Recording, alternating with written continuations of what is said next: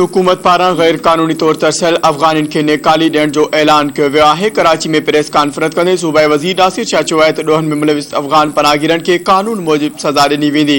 हुन चयो त ॾोहनि में मुलविस अफगाननि खे सज़ाबद मुल्क मोकिलियो वेंदो। सूबाई वज़ीर चयो त PTI जी सियासत कूड़ ते ॿधल आहे। इमरान जे ख़त ते मेंबर नाअहल ऐं ॿिए पार्टी जे सरबराह जे ख़त खे न मञियो वियो। नासिर शाह चयो त इमरान खान खे छूट ऐं ॿियनि खे भित सां लॻायो वियो आहे। सूबाई वज़ीर चयो त अली आदिल शेख ख़िलाफ़ का बि इंतकामी कार्रवाई नाहे थी रही, संदस सां का बि नाइंसाफ़ी न थींदी। हुन चयो त कुझु इलाइक़नि मां पाणी निकाल नाहे थियो, उन ते माज़रत करियूं था। अॻु में केतिरनि ई हंधनि ते पाणी बीहण करे रोड बंदि थी वेंदा हुआ। हुन चयो त बरसाति बाबति अञा बि मौसमियात खाते पारां अॻकथी कई वई आहे।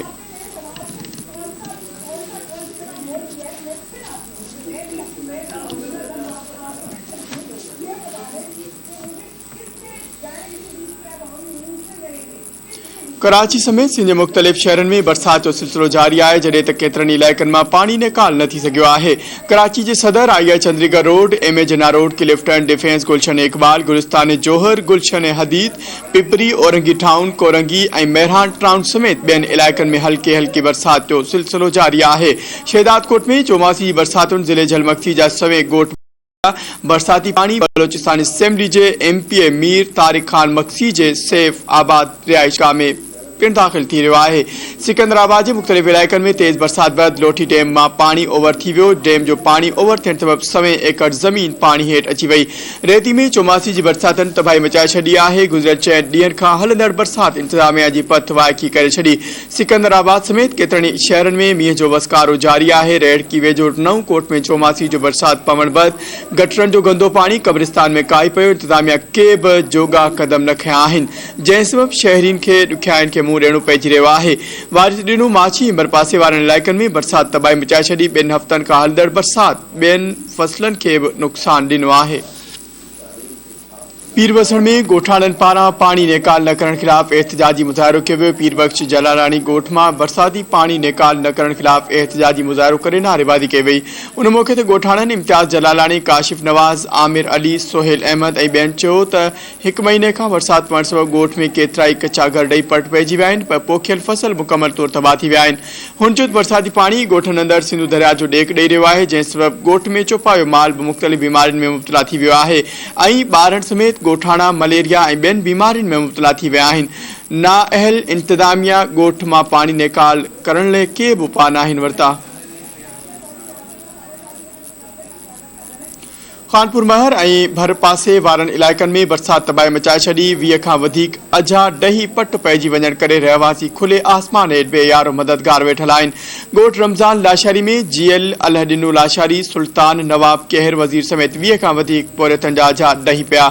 उनखां सवाइ शबीर, हलीम, अज़ीज़, जानन ऐं ॿियनि हकीम लाशारी जा पिण कचा कखावा घर बरसाति दौरान किरी पिया।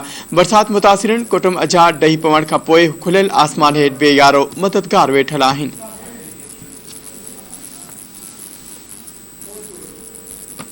वंगू बेहण ऐं भरपासे वारनि इलाइक़नि में बरसाति तबाही मचाए छॾी। गुज़िरियल 25 ॾींहनि खां पवंदड़ लगातार बरसाति सबबि केतिरा ई इलाइक़ा पाणी जी लपेट में अची विया आहिनि। उन हवाले सां इलाइक़े वासियुनि जो चवणु आहे त लगातार बरसाति खां पोइ यूनियन काउंसिल वंगू बेहण जा केतिरा ई इलाइक़ा बरसाती पाणी में ॿुॾी विया, जॾहिं त केतिरनि ई ॻोठनि जो हिक ॿिए सां ज़मीनी राब्तो कटिजी वियो आहे।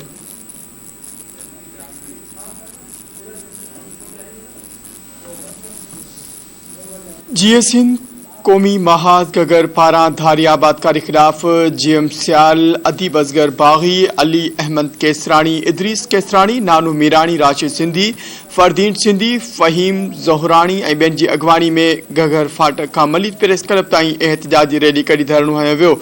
उन मौक़े ते अॻवाननि ख़िताब कंदे चयो सिंध में गैर क़ानूनी रहंदड़ अफ़गानिन, बर्मिन, बंगालिन खे फौरी तौर निकाले ॾिनी वञे। सिंध जूं माशी हालतूं ख़राब थी वियूं आहिनि, उन करे धारी आबादकारी जो वज़न सिंध बर्दाश्त नथी करे सघे।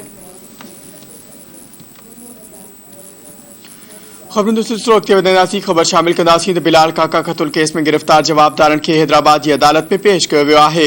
भिटाई नगर पुलिस जवाबदार शाह सवार पठान, अफज़ल खान पठान, अहमद यार ऐं मोहम्मद गुल पठान खे सिविल जज जुडिशल मैजिस्ट्रेट नंबर 4 जी अदालत में पेश कयो। केस जी जांच ऑफिसर अदालत के आगाह कंदे ॿुधायो गिरफ़्तार जवाबदार में मुख्य जवाबदार शाह सवार पठान जो रिमांड मुकम्मल थी वियो आहे, जॾहिं त बाक़ी 3 जवाबदारनि खां वधीक जांच कई पई वञे। पका चांग बरसां गैस्ट्रो जी बीमारी वगे 2 मासूम ॿार फौत थी विया। ॻोठ सोनू खान मजीदाणू में गैस्ट्रो जी बीमारी पकड़जी वई आहे, जंहिं जे नतीजे में 6 वरह जी तहमीना धी अब्दुल वाहिद मजीदाणू ऐं 8 वरह जी शकीला धी मोहम्मद उस्मान मजीदाणू गैस्ट्रो विगे ज़िंदगी जी जंग हाराए वयूं, जॾहिं त साॻी ॻोठ में 4 ॾींहं अॻु नींगरी मरियम पिण गैस्ट्रो विगे फौत थी वई हुई।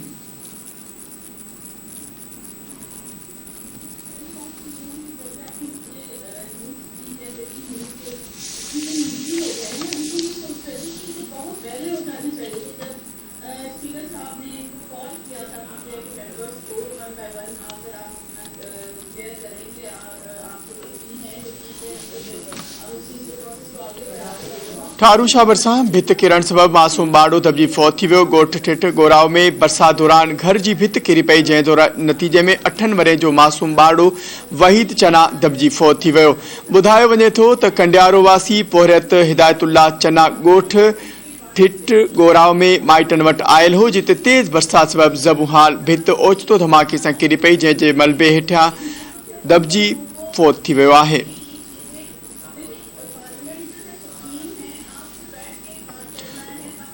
सुल्तानकोट बरसां ॻोठ वॾा ॾियावासी फौजी जवान फर्ज़ सर अंजाम ॾींदे शहीद थी वियो। 36 वरह जो नौजवान शफ़क़त अली पुट नवाब खान ॾियो स्कर्दू में ड्यूटी दौरान साहबू सार्जेंट सबब ज़िंदगी जी जंग हाराए वियो। संदसि लाश खे हुमायूं शरीफ़ भरिसां अबाणे ॻोठ वॾा ॾिया आणण जूं तयारियूं कयूं वियूं आहिनि। ॿुधायो वञे थो त नौजवान शफ़क़त अली पाक फौज में हवालदार मुक़ररु हो, जेको ड्यूटी दौरान ऑक्सीजन जी घटिजाई सबब साहबू सार्जेंट जे करे फौत थी वियो आहे।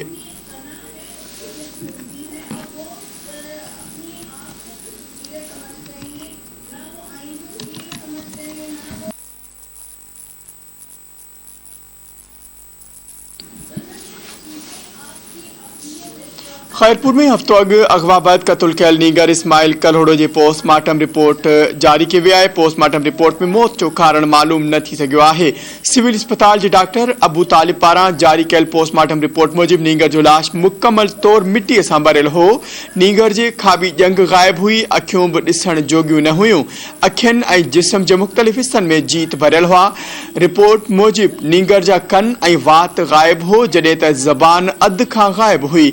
जिस्म ते तशद्दुद जा निशान न मिलिया। रिपोर्ट मूजिब नीगर जी मौत जो कारण मालूम लाइ DNA लाइ जुज़ा लियाकत मेडिकल यूनिवर्सिटी जामशोरो उमाणिया विया आहिनि।